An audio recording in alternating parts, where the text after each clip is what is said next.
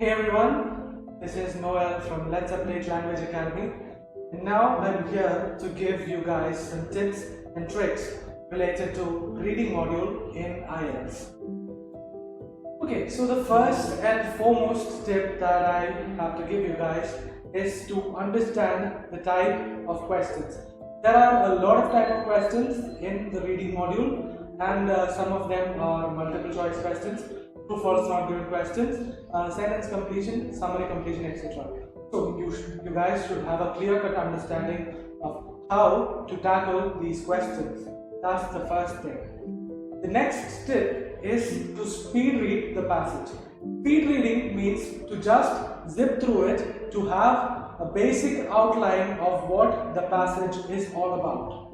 And this is especially helpful for us to find keywords, which is our next tip. Tip number 3.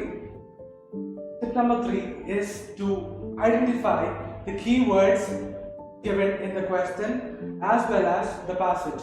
Basically what it is that we are already zipping through the passages.